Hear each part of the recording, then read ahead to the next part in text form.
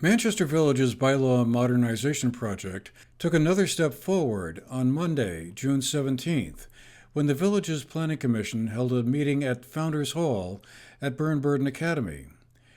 The project, which is funded through a state grant and being carried out with consulting support from the Bennington County Regional Commission, involves identifying the ideal character of distinct areas of the village and ensuring the zoning regulations reflect that. The exercise was designed to solicit public input through a visioning workshop.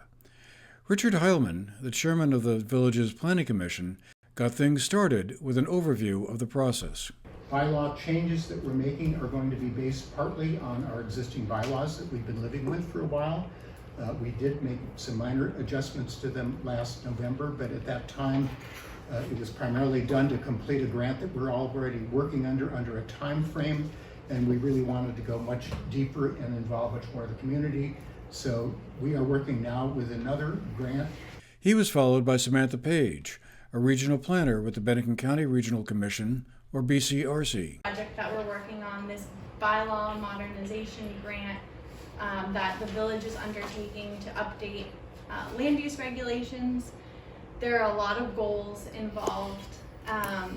They include making sure that the zoning districts in the village encapsulate and reflect the various character areas, that the dimensional standards and the uses allowed reflect the form of development that the village desires to have in each of those distinct areas. We're hoping to talk about what distinct neighborhoods and natural areas make up different parts of the village, what are the ideal characters of these different areas, what are the different dimensions or uses that reflect those ideals, and what forms of new or infill development are desired by all of you to see in Manchester Village in the future.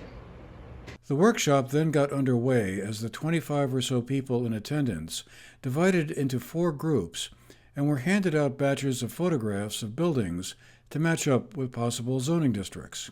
One of the main drivers of this initiative is that the village's current bylaws are often unclear or hard to follow, said Janet Hurley, the Assistant Director and Planning Program Manager of the BCRC. You've got separate flood hazards somewhere else that nobody, when I was asking, Curran wasn't here, nobody knew where they were.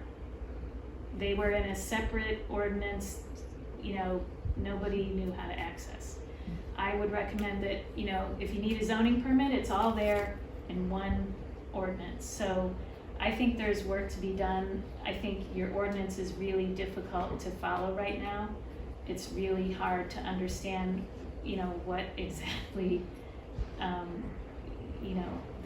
it's hard to understand at this point.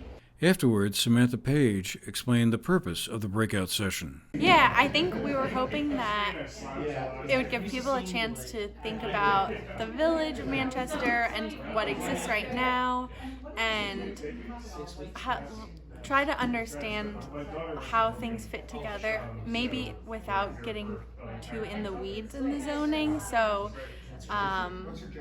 what building types look good together, what uses make sense together, and almost go back to the basics in terms of how we group land uses in different areas in our neighborhoods. And we thought doing it with photos would be also fun and tactile and just get people chatting with each other too. So that was the hope. Curran Vanderweilen, the village's zoning administrative officer, gave us his takeaways after the meeting ended. I think it was an excellent first step. We're working on the bylaw modernization project here, and as Janet said, our current iteration of land use regulations are a little hard to follow. They haven't been updated too regularly over the last, 40 years or so. So we have a lot of older regulations, a lot of kind of half-baked stuff that needs to be fleshed out, and I think this meeting represents a perfect first step in soliciting, the public input we need to understand how to better prioritize and inform those new regulations as we move along. So ultimately, I think it's just a great first step, and we're going to see, where this takes us as we do more of these tours, hold a couple more of these meetings, and hopefully by the fall here we'll have a much better blueprint for which areas we want to prioritize and exactly what we want to see for our new land use regulations. There will be more events to follow.